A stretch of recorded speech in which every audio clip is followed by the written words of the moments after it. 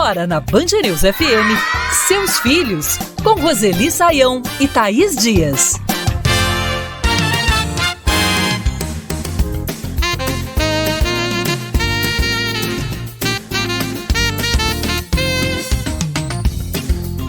Da creche à universidade, na rede pública ou privada, em grandes ou pequenas instituições de ensino, são os professores que nos auxiliam no desenvolvimento intelectual, social. São eles os responsáveis pela transmissão desse conhecimento, pela mediação das relações sociais nesse ambiente de educação. Missões que exigem capacitação, improvisação, criatividade, paciência. Os desafios são muitos e por isso hoje o programa Seus Filhos é especial de Dia dos Professores. E por aqui vamos abrir os microfones para tirar dúvidas de educadores de várias partes do Brasil. Esse é o programa Seus Filhos em versão ampliada. Eu, Thaís Dias, fico por aqui na sua companhia e ela também, Roseli Saião. Tudo bem, Roseli? Tudo bem, Thaís? Parabéns aos professores nessa semana, né? Parabéns a todos eles e o nosso muito obrigado também por essa transmissão de conhecimento.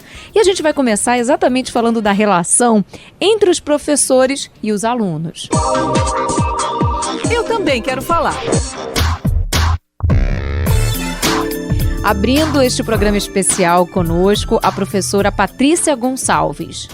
Criar uma relação entre professor e aluno exige bastante da gente, né? Porque nós temos hoje uma ferramenta que nos auxilia e muito, que nos ajuda, que é a internet, porém, ao mesmo tempo, ela dificulta, né? Hoje os alunos eles têm um linguajar entre eles, o qual é totalmente diferente do que a gente repassa em sala de aula.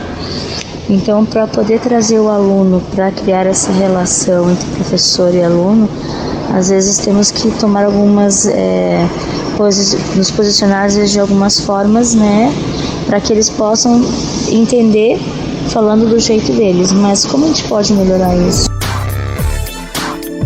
Ela quer saber exatamente, Roseli, como chegar a essa linguagem dos alunos, melhorar essa comunicação com os estudantes. Qual é a sua orientação? Bom, tem a linguagem digital que é realmente muito diferente, né, Thaís? É muito diferente da linguagem coloquial, que é mais diferente ainda da linguagem escolar.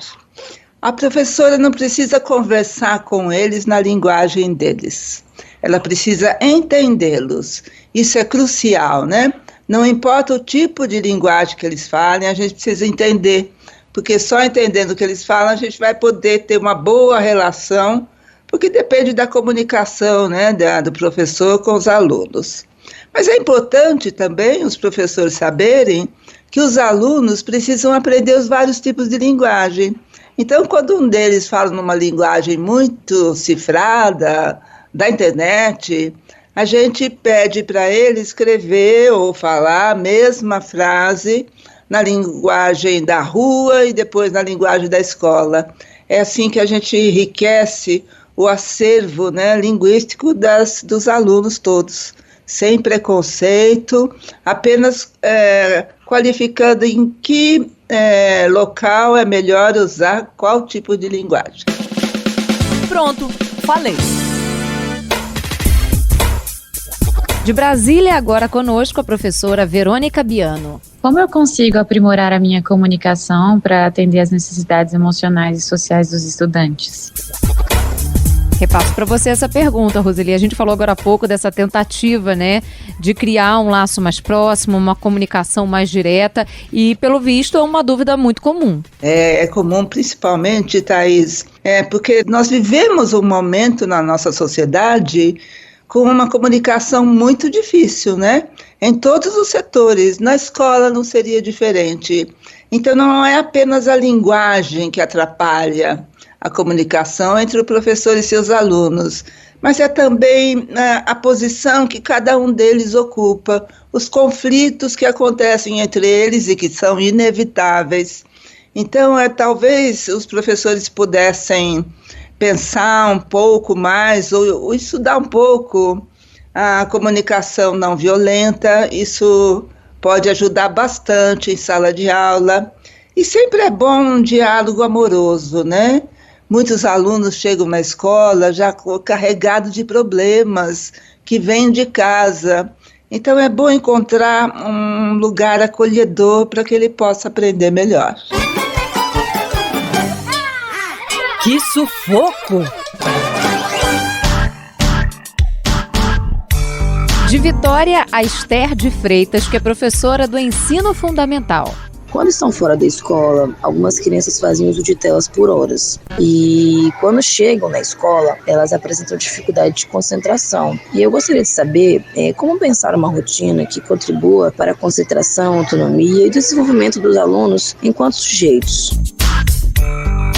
É um desafio, né, Roseli? A gente falou agora há pouco dessa comunicação em tempos de tecnologia presente em todos os lugares, e também essa questão do foco é um outro aspecto que a gente sempre recebe a interação, não só dos pais, mas também dos professores.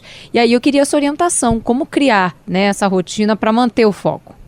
Não é simples não, Thaís, é uma questão complexa, né? Não é à toa que no mundo todo as escolas têm repensado o uso de telas dentro de sala de aula, principalmente, né?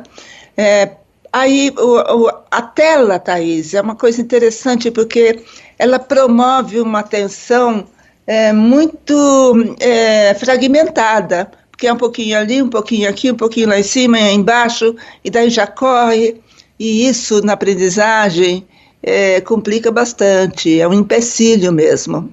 Então é importante que hajam momentos durante a aula que possibilitem o aluno aprender aos poucos a focar a sua atenção em algo, né? Algumas escolas começaram a fazer alguns exercícios de respiração e até de yoga, assim que eles voltam do intervalo ou do recreio.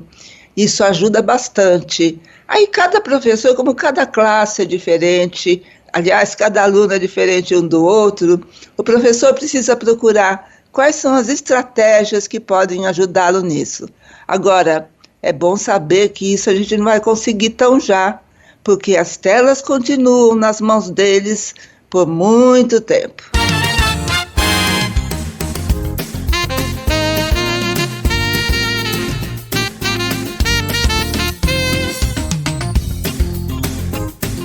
Programa Seus Filhos especial de Dia dos Professores. Tô por perto! Por aqui de Goiânia, o Breno Magalhães. Olá, Roseli. Eu gostaria de saber de você como que o professor deve lidar com o aluno numa questão relacional, até onde a gente pode se aproximar do aluno para ajudá-lo fora do ambiente escolar ou fora de qualquer instituição de ensino, até onde é permitido do professor tentar ajudar esse aluno nas questões familiares, nas questões particulares dele.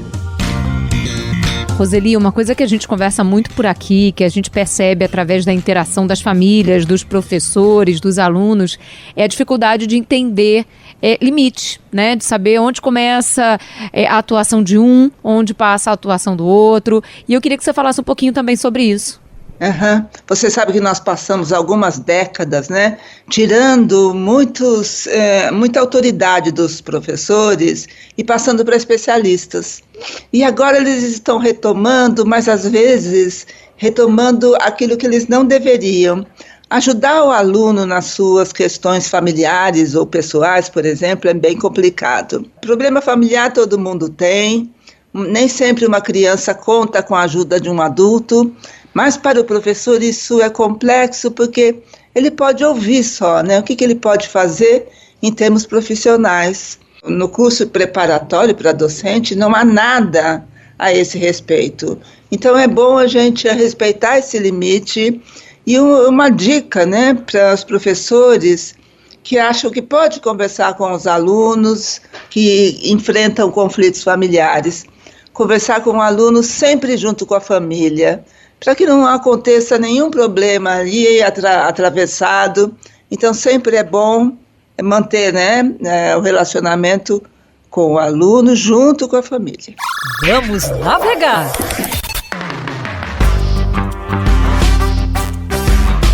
Tem dica chegando, e que dica é essa, Roseli? Tem um site que é muito conhecido dos alunos, que é o Brasil Escola, porque tem várias sugestões de como fazer trabalho, como fazer tal lição.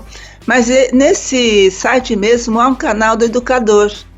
E nesse canal do educador, do site Brasil Escola, tem um artigo bem interessante, objetivo, curto, simples e interessante.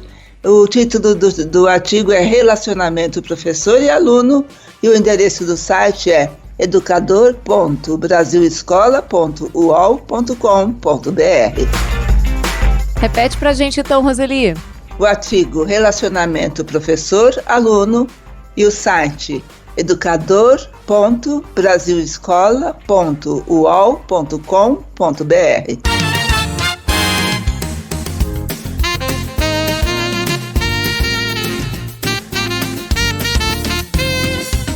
O programa Seus Filhos de hoje é especial, dedicado aos professores. Estamos aqui tirando dúvidas desses educadores. Os temas são os mais variados, mas o nosso foco agora será relacionado aos professores e às instituições de ensino e essas relações também com as famílias. São relacionamentos que precisam envolver confiança, parceria, mas em alguns casos são afetados por ruídos que comprometem a qualidade dessa comunicação e estamos aqui para tentar ajudar. Bora tirar dúvidas dos professores por aqui. Tô por perto. De Goiânia, temos a participação da professora Natalícia de Souza. Olá, Roseli. Eu gostaria de saber de você como a escola pode promover uma parceria eficaz com as famílias, especialmente em contexto de vulnerabilidade social? É preocupação de muitos professores, né, Roseli? Como criar essa parceria?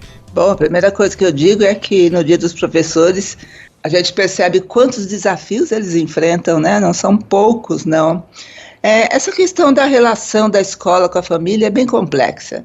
Complexa porque envolve muitos fatores diferentes, muda de uma comunidade para outra.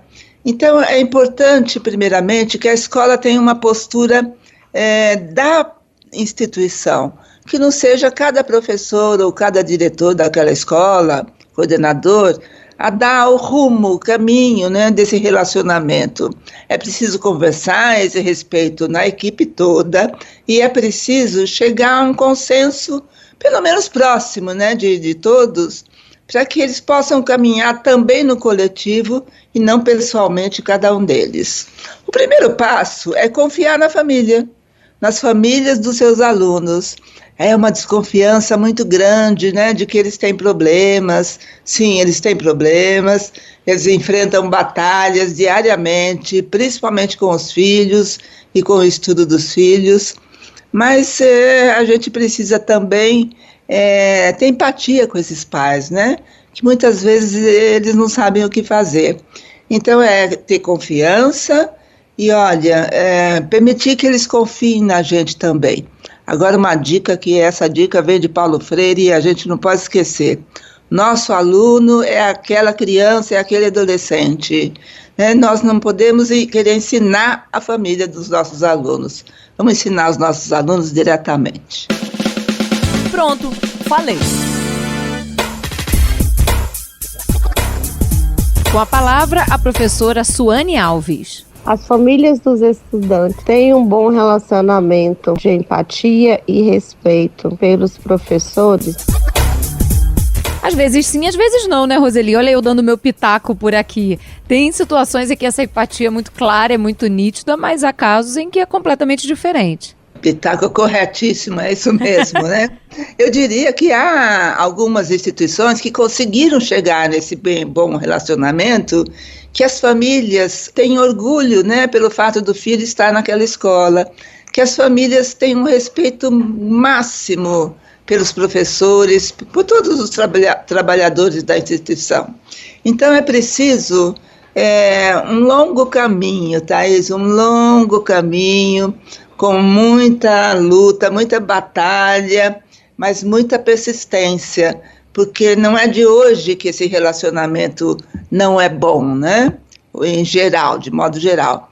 Então a gente precisa trabalhar bastante para chegar num bom relacionamento e permitir que as famílias respeitem todos os trabalhadores da escola.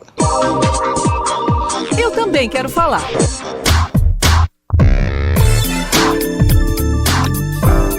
De Vitória, Roberta Patrocínio também participando conosco por aqui. Fala, Roberta. Mesmo diante de cenários tão diversos, é observado que existem circunstâncias relacionadas ao envolvimento das famílias com a escola que atravessam todos os espaços de ensino e que levantam uma série de problemáticas para o exercício da docência. Posso citar, por exemplo, o movimento das famílias de retirar de si e dos seus filhos a responsabilidade sobre a aprendizagem. A pergunta que faço, então, dialoga com essa realidade. Qual deve ser o posicionamento da escola ou quais são as vias de intervenção para o alcance de uma postura mais integrada? Como chegar, Roseli, nessa interação, nessa integração tão almejada, acho que por ambos os lados, tanto pela família quanto pela escola, de uma forma saudável? É mais fácil aqui para mim, nesse momento, Thaís, dizer o que não funciona, né? Não funciona querer ensinar as famílias a terem um determinado comportamento. A gente não consegue alcançar, né, e modificar a cultura familiar. É difícil, às vezes a própria família quer mudar o seu relacionamento e não consegue. Imagine alguém de fora. Então a gente precisa tentar entender como é que essas famílias funcionam e quais são os motivos, né, que levam algumas famílias, não todas, e sempre é bom lembrar, a ter uma atitude, às vezes até hostil com a escola, o que prejudica o aprendizado do aluno, do filho dessa família, e ela nem percebe isso e nem sabe disso. Então, de novo, né, não adianta querer ensinar família, não adianta querer mudar a família, conhecer a família como elas são, naquela comunidade, para a partir desse conhecimento, estabelecer metas de trabalho que aos poucos vão permitir que essas famílias sintam, né, que a escola trabalha também a favor delas e até com elas.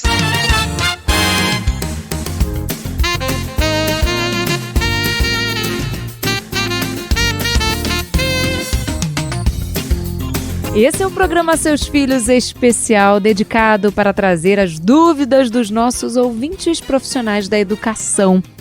Palavra de ouvinte. A professora de educação infantil, Letícia Siena, é quem participa agora e pede algumas dicas. Gostaria de saber como podemos lidar com os pais que querem exclusividade para os filhos dentro de sala de aula, logo que é um lugar onde a gente tem que lidar com várias crianças ao mesmo tempo. Adorei essa pergunta, Roseli, porque como pai a gente já pensa no nosso, né? O meu filho tá precisando de mais atenção, mas ali é um coletivo, é isso? Professora, aliás, todos os professores sabem que os pais querem exclusividade para os filhos, né? Mas tem 40 famílias, 30 famílias, 20 famílias querendo exclusividade para o seu filho, e daí? Aos poucos a escola vai entender que lá, né, naquele espaço, se trabalha apenas no coletivo, inclusive na educação infantil. Inclusive lá, né, as crianças aprendem a fazer, inclusive, trabalhos com os colegas em conjunto. Eu acho que dá para a gente ouvir, significa assim, eu tenho empatia pelo seu pedido, mas não acatar, né? Ou seja, em sala, continuar trabalhando da forma que o professor sabe que deve trabalhar. Mas não, também a gente não precisa ficar discutindo com eles, não dá para eu fazer isso, que tem muito aluno, porque, olha, é uma batalha perdida essa discussão, que não tem fim. Então é bom, assim, ouvir e falar, não, pode deixar, eu vou dar a atenção necessária. Vi e curti.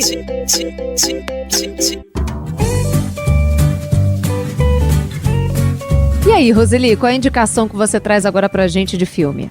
Tem professores que inspiram filmes, né? E eu vou indicar um filme que é inspirado na vida de um professor lá dos Estados Unidos. O filme, a tradução ficou O Triunfo. Até na internet, gente, no YouTube, tem o filme todo para assistir. Não é fácil encontrar esse filme em outro local, mas lá no YouTube tem. O Triunfo, que conta a história de um professor que dava aula numa cidade pequena, tranquila, mas ele quis sair e ajudar outras crianças e foi para Nova York dar aula lá no Harlem. Então é a história, né, de como é que ele conseguiu superar a resistência dos alunos frente a um professor tão diferente que eles receberam.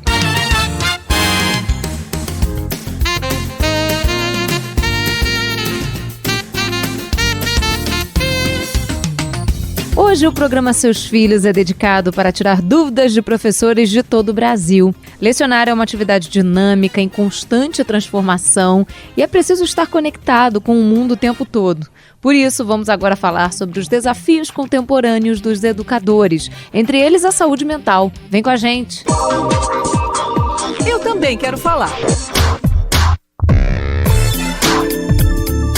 A Karine Castro, que é professora do ensino infantil, é quem manda a participação agora. Queria saber como o professor ele deve trabalhar esse processo de capacitação no momento que nós estamos vivendo de reconstrução da educação, as dificuldades que a educação ela vem trazendo para a gente, a falta de investimento, a falta de estrutura, passando os nossos saberes, o nosso conhecimento para esses alunos e como trabalhar isso na questão da saúde mental do nosso aluno que está um pouco enfraquecido e da nossa própria saúde mental, devido à sobrecarga de trabalho, devido a toda essa questão do ambiente escolar que nós vivemos. Importantíssima essa pergunta para a gente começar essa reflexão dos desafios contemporâneos, Roseli, porque ela passa por vários aspectos, desde a capacitação, que muitas vezes o professor é cobrado, mas está ali sozinho, né? Ele é cobrado pela escola, pelas famílias, mas fica sozinho para dar conta disso tudo, não tem nem o tempo e nem o investimento, e a questão da saúde mental, do momento atual em que está todo mundo vivendo. Fala um pouco para a gente sobre isso.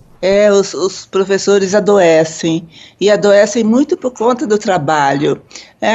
Baixa condição de trabalho no sentido salarial, baixa condição de trabalho no sentido material, pouco reconhecimento tanto da instituição em que o professor trabalha, quanto da comunidade que é atendida, né, por essa instituição, pouco reconhecimento da sociedade como um todo, do papel do professor.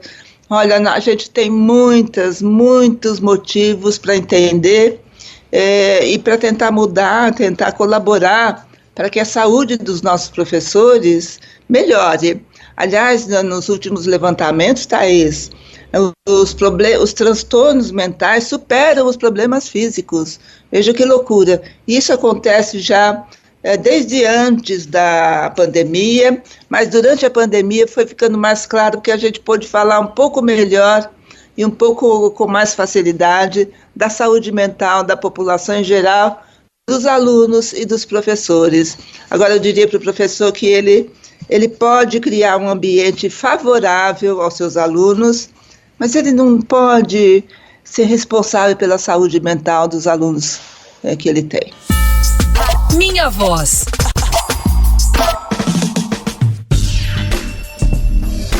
Direto de Vitória, a participação do professor e corretor do Enem, Carlos Lima. Últimas pesquisas aí têm mostrado que os professores têm se afastado, né, têm pedido um afastamento por problemas de saúde mental. Houve um aumento, inclusive, em relação ao próprio período da pandemia. Numa sociedade em que todos são cobrados, alunos, escolas, professores, e todos são cobrados, como o professor deve se preservar, deve se manter saudável do ponto de vista mental? Todo mundo tentando equilibrar esses pratos, dar conta, né, de tanta coisa, Roseli, de tantas cobranças. E no caso dos educadores, o que você traria de dica, de orientação sobre a saúde mental? O Carlos pegou assim uma questão que é fundamental, né? Excesso de cobranças de todos os lados, em toda a sociedade. E olha, nem as crianças escapam disso. Crianças pequenas são cobradas, crianças maiores são cobradas, adolescentes são cobrados, professores são muito cobrados, e são famílias que cobram, alunos que cobram, direção da escola que cobra, o Ministério da Educação que cobra resultados. E aí imagino, né, a aflição desse professor que, em geral, está sozinho. Pois olha, algo que ajuda muito, né, a ter um bem-estar mental durante o trabalho é conseguir transformar todos os colegas num grupo, numa equipe, e não apenas num agrupamento de professores que só se encontra na sala, na hora do intervalo, na sala dos professores. Então, acho que vale muito a pena começar a lançar essa sementinha de Vamos trabalhar no coletivo, gente, independentemente se é professor da educação infantil ou do ensino médio. Não importa, somos todos professores dessa escola, não importa a idade dos nossos alunos, mas é a nossa profissão. Vamos tentar trabalhar em conjunto. Isso melhora muito o clima da organização. Que sufoco! Com a palavra, a professora de jornalismo da Universidade Positivo de Curitiba, Kátia Brembati. Minha pergunta é, a gente sabe que as pessoas são diferentes, que cada uma tem sua particularidade, mas teria recomendações para como lidar com alunos e alunas que ficam muito nervosos, muito ansiosos, têm crise de ansiedade, às vezes choram quando vão receber feedback, retorno. Tem pessoas que a gente percebe que têm uma alta sensibilidade e mesmo em retornos cuidadosos, acabam se sentindo muito mal. Tem alguma recomendação para isso? Esse é um momento desafiador, né, para muita gente receber esse retorno, essa avaliação, essa crítica. No caso dos professores, como tratar essa questão com os alunos? Não tem uma recomendação específica, mas sempre é bom, né, quando o professor começa a trabalhar com uma turma, que ele dê um tempo para conhecer a turma, tanto os alunos, cada um deles, quanto aquele agrupamento, como é que funciona. Porque a gente sabe, né, quando criança e adolescente está em grupo, é a moral do grupo que funciona mais do que a moral pessoal de cada um deles. Então, dar um tempo de conhecer essa turma e oferecer essa avaliação, esse feedback, pessoalmente, né, não em público, pelo menos nesse período de conhecimento, para ver se é possível, com essa classe, dar um feedback coletivo, assim, no geral, né? No geral, a gente avalia o grupo, o trabalho da classe. Agora, pessoalmente, sempre é bom que cada um deles receba a sua própria avaliação, comentário. Eles vão ficar chateados às vezes. Eu acho que a professora entende, eu entendo também. Até a gente, né, Thaís, que tem um trabalho, a gente sabe que a gente tem avaliações, a gente também fica chateada quando a avaliação é mais crítica, né, aponta mais as nossas dificuldades. Então, é sempre encorajar e lembrar sempre para os alunos, olha, é sempre o erro que permite o aprendizado, não é o acerto.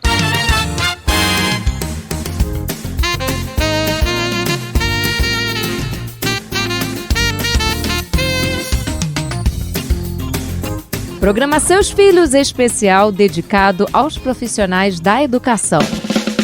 Pronto, falei. Conosco por aqui a professora de jornalismo da Universidade de Brasília, Thaís de Mendonça. O grande desafio do ensino hoje, em qualquer dos seus níveis, é a gente preparar as pessoas para esse mundo louco que a gente está vivendo. Eu me pergunto como fazê-lo, como fazer com que os jovens, ao mesmo tempo, sintam entusiasmo em viver, em conhecer, em aprender, e ao mesmo tempo tenham capacidade para lidar com toda a velocidade do mundo de hoje. No mundo imediatista como a gente vive, como é que fica, né, Roseli, essa relação entre alunos e professores? Os alunos chegam assim, né, porque eles já nasceram nesta era. Então, eles foram criados para sempre buscar o rápido, o mais tranquilo, o mais fácil. E o aprendizado é um processo longo, né, que começa na escola e não termina nunca mais. A gente termina etapas escolares, mas a gente continua. Então, a gente talvez tenha que oferecer outra possibilidade, porque eles chegam assim, e ensinar a esses alunos que há coisas que a gente precisa esperar e ter paciência e persistência. Me conta uma história. Qual é a sua indicação de livro para os professores, Roseli? Você sabe que eu encontrei um livro, e melhor do livro, é gratuito, feito por uma equipe muito competente e está na internet disponível para os professores. O título do livro é Trabalho e Saúde dos Professores, 2 pontos. Precarização, Adoecimento e Caminhos à Mudança. Foi desenvolvido pela Fundação Jorge do Prá Figueiredo de Segurança do Trabalho, é o Fundacentro, que todo mundo conhece assim. O endereço onde está o link para pegar o livro é apufsc.org.br. Eu vou repetir, apufsc.org.br. E o título do livro, Trabalho e Saúde dos Professores, Precarização, Adoecimento e Caminhos à Mudança. E olha, esse programa fica disponível para você ouvir quantas vezes você quiser, para você compartilhar também. Fica disponível no site da Band News FM, também no nosso canal no YouTube e nos principais tocadores de áudio.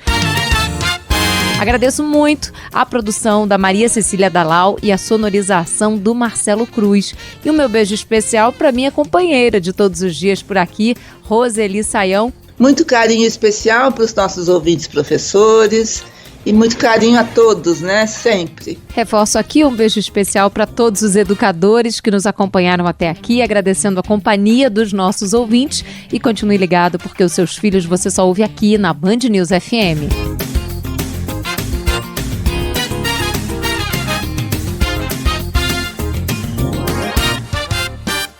Você ouviu Seus Filhos, na Band News FM.